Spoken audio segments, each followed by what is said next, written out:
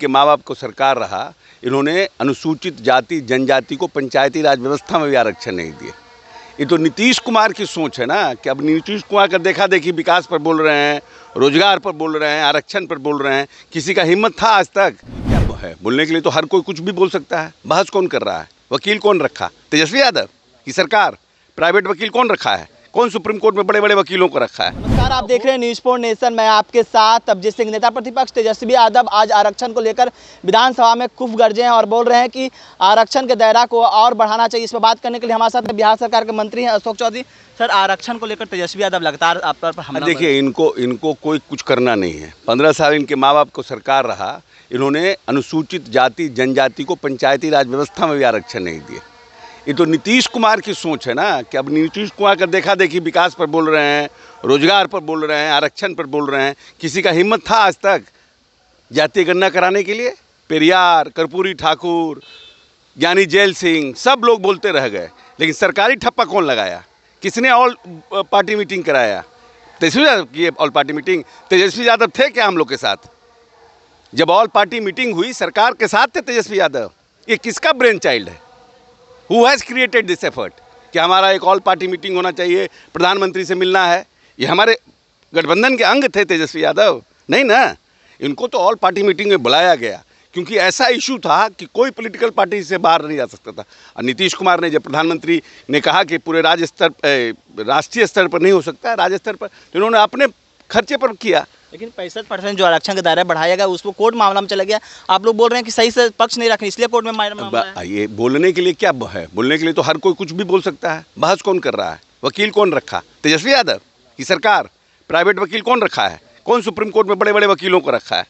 होड़ मचा हुआ है क्रेडिट लेने की। नहीं, क्रेडिट लेने की होड़ नहीं मचा। आप देख रहे हैं लोग कि नीतीश जी बहुत आगे निकल गए तो उनका पिछुआ रहे हैं, और कोई बात नहीं। स्मार्ट मीटर को लेकर भी प्रदर्शन कर रहे हैं, 200 यूनिट बिजली। पर बहुत अच्छा जवाब माननीय मंत्री विजेंद्र यादव जी ने हाउस में दिया है। उस हाउस का जवाब सुनिए विजेंद्र यादव जी का, और तेजस्वी जी या जो लोग कह रहे हैं विजेंद्र यादव जी का जवाब लगाइए। असल में देखिए, इन लोगों को लग रहा है तेजस्वी यादव जातीय जनगणना में हमारे साथ थे क्या? गठबंधन के पार्ट थे?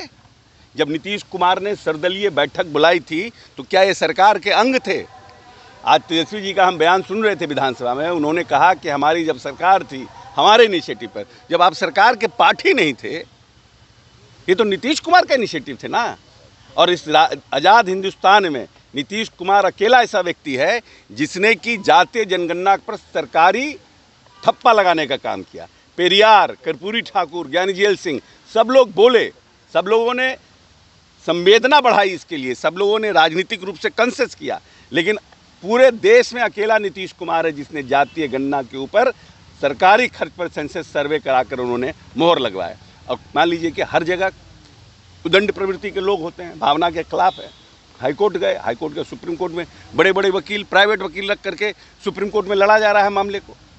अब है कि इनको बिदंगड़ा, इनको तो लग रहा है कि सब नीचे से जमीन खिसक गया, यादव भी भाग गया, मुसलमान भी भाग गया, तब नया बिदंगड़ा खड़ा कर रहे हैं, परसेंटेज बढ़ाइए। अरे जो चीज़ पहले सरकार ने किया है उसको तो पाए हम वापस, तब तो आगे हम देखेंगे क्या कर सकते हैं। लेकिन इसका सबसे बड़ा वकील इस देश में कोई है तो वो वकील का नाम है नीतीश कुमार, जिसने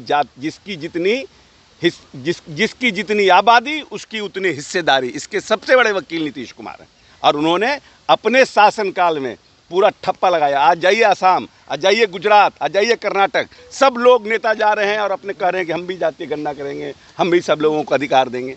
तो नीतीश कुमार एक अलग किस्म के व्यक्ति हैं जो समझते हैं कि कैसे हम अपने प्रदेश के लोगों को, अपने देश के लोगों को मुख्य धारा से जोड़ने का काम करें। शराबबंदी कानून को लेकर भी सवाल उठा रहे, क्या तो पुलिस एस्कॉर्ट कर रही है बिहार में, तब आ रहा है शराब?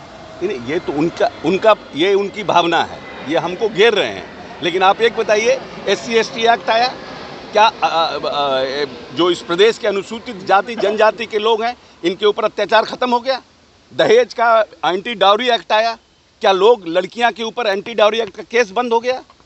आर्म्स एक्ट आया क्या? आर्म्स एक्ट के खिलाफ में केसेस नहीं हो रहे हैं पूरे देश में? आर्म्स एक्ट लग रहा है। हर जगह उस तरह के उदंड प्रवृत्ति के लोग होते हैं जो संविधान का पालन नहीं करना चाहते हैं। वैसे लोगों पर सरकार काम करती है, उसके लोगों पर सरकार खिलाफ करती है। जितने भी आर्म्स एक्ट के हैं तो सरकार एस्कॉर्ट कर रही है, जितने डाउरी एक्ट में हो रहा है तो उनको सरकार एस्कॉर्ट करके ले जा रही है, जितना SC ST हो रहा सरकार स्कॉट कर रही है, तो खुली शराब पर क्यों कहते हैं कि सरकार स्कॉट कर रही है? ये सब बिदंगड़ा खड़ा करने वाले लोग हैं जिनको काम काज से कोई मतलब नहीं है। 15 साल के शासनकाल में इन लोगों ने सिर्फ चरवाहा विद्यालय बनाने का काम किया कि जितने गरीब दलित के बच्चे हैं, पिछड़ा के भैंसा पर बैठ करके किताब पढ़ने का काम कीजिए। 3 इंजीनियरिंग कॉलेज थे इस प्रदेश में, पटना, भागलपुर और मुजफ्फरपुर, और आज हर एक जिले में इंजीनियरिंग कॉलेज है, हर एक अनुमंडल में ITI है। ये नीतीश कुमार का देन है। अभी विपक्ष को और परिपक्व होना पड़ेगा। नीतीश कुमार का परछाई के लायक भी लोग नहीं है। स्मार्ट मीटर को लेकर भी कह रहे हैं विजेंद्र यादव जी ने विधान परिषद में बहुत स्पष्ट जवाब दिया है। उनका बहुत अच्छे से उन्होंने स्पष्ट रूप से जवाब दिया है सरकार ने। तो आप सुने थे बिहार सरकार के मंत्री अशोक चौधरी किस तरह से आरक्षण को लेकर जो क्रेडिट लेने की बात कही जा रही है, और जहां तेजस्वी यादव कर रहे हैं कि जो आरक्षण का दायरा है और बढ़ाना चाहिए, उस पर साफ तौर पर बिहार सरकार के मंत्री अशोक चौधरी ने कहा है कि इन लोग हैं वो जब सरकार में थे उस समय क्यों नहीं सोच रहे थे। इसे तमाम खबर न्यूज़ के साथ नमस्कार।